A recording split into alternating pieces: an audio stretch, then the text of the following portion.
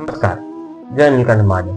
આજરોજ ગુજરાતી પંડિત ભવિષ્યમાં શું શું કાર્ય કરશે અને હાલમાં શું કાર્ય કરી રહી છે તેની તમામ માહિતી આપની સમક્ષ રજૂ કરવા જઈ રહ્યા છે. ત્યારે ગણપતિ ગૌરીને પૂજીએ, જેણે દીધા અખંડ જ્ઞાન, શાસ્ત્રોતના જે સાર છે એમાં વસે ભગવાન.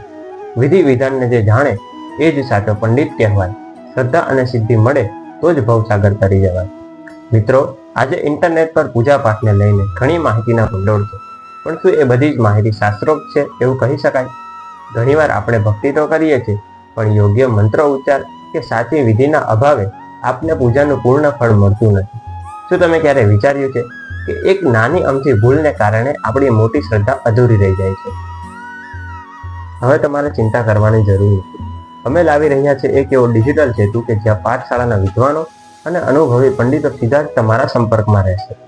ભલે તે નવચંડી હવન હોય, સત્યનારાયણની કથા હોય કે વાસ્તુ શાંતિ હોય, હવે દરેક પૂજા થશે વૈદિક મંત્રો દ્વારા અને સાચી પરંપરા મુજબ. એનું કારણ છે સાચી વિધિ એ જ સાચી ભક્તિ છે. બસ આવી જ રીતે તમામ માહિતી મેળવવા માટે અમારી આ ચેનલ ગુજરાતી પંડિતને સબસ્ક્રાઇબ કરવાનું ભૂલશો નહીં અને આ વિડીયોને બને તેટલો શેર કરો. જય નીલકંઠ મહાદેવ, જય શ્રી રામ.